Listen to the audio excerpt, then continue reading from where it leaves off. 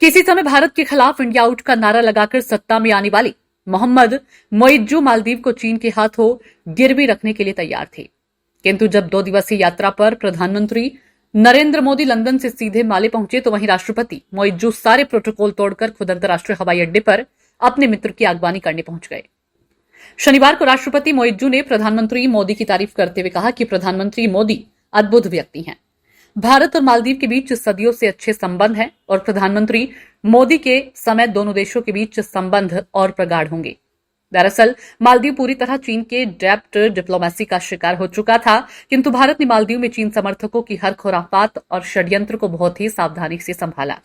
शुक्रवार को प्रधानमंत्री मोदी और राष्ट्रपति मोइज्जू ने सामरिक और व्यापारिक समझौतों से स्पष्ट कर दिया कि अब मालदीव को इस बात का एहसास हो चुका है कि भारत ही उसकी मदद कर सकता है। भारत के साथ ऋण सुविधा, मुक्त व्यापार समझौते और यूपीआई से संबंधित समझौतों पर राष्ट्रपति मोइज्जू ने कहा कि इससे आगे बढ़ने में मालदीव को मदद मिलेगी। सच तो यह है कि हिंद महासागर में चीन की बढ़ती मौजूदगी और अमेरिका की दिलचस्पी के कारण भारत के लिए मालदीव बहुत ही महत्वपूर्ण देश बन गया है। राष्ट्रपति मोइज्जू ने हिंद महासागर को मालदीव और भारत के बीच दीर्घकालिक संबंधों का जीवंत प्रमाण बताते हुए कहा कि दोनों देशों ने एक मजबूत और अटूट संबंध स्थापित किया है जो कूटनीति से परे है। जब राष्ट्रपति मोइज्जू ने प्रधानमंत्री मोदी की तारीफ की और दोनों देशों के बीच संबंधों को लेकर इतना कुछ कह गए तो भला प्रधानमंत्री मोदी कहां पीछे रहने वाली हैं। उन्होंने कहा कि भारत मालदीव के साथ अपनी साझेदारी को और गहरा करने के लिए उत्सुक है। प्रधानमंत्री मोदी ने सोशल मीडिया पर यह भी लिखा कि हमारे देश बुनियादी ढांचा, प्रौद्योगिकी, जलवायु परिवर्तन, ऊर्जा आदि जैसे क्षेत्रों में मिलकर काम कर रहे हैं। यह सच है कि भारत इस बात को अच्छी तरह जानता है कि पड़ोसी जैसा दोस्त और दुश्मन दोनों ही नहीं मिलते। इसलिए जो पड़ोसी भारत के साथ खुराफात नहीं करते उनसे भारत खुश भी रहता है और हर संभव सहायता भी करता है। इतना ही नहीं, पड़ोसी देशों में जो कुछ भारत विरोधी तत्व संबंध खराब करने के उद्देश्य से अंड बंड बयान देते हैं, भारत उन्हें भी नजरअंदाज कर देता है। पिछले दिनों मालदीव ने भारत के खिलाफ जितना जहर उगला था, यदि उसका जवाब देने के लिए भारत तय कर लेता तो दोनों के संबंध रसातल में चले जाते।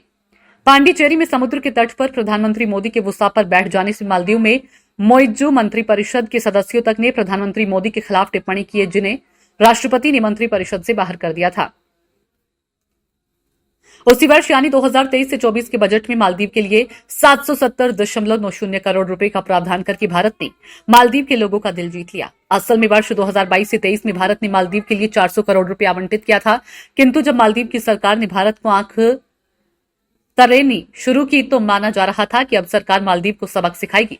इसके विपरीत वित्त मंत्री ने बजट पेश किया तो ये राशि दोगुनी हो गई।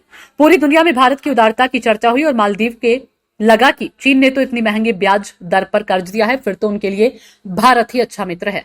कहने का सार तो यह है कि यदि शनिवार को राष्ट्रपति ने भारत के प्रति जो विश्वास और आभार व्यक्त किया वह सही में वास्तविक है, तो निश्चित रूप से इस मैत्री भाव की वापसी से चीन को झटका लगना स्वाभाविक है। इतना तो तय है कि मोइज्जू का हृदय परिवर्तन मजबूरी में हुआ है।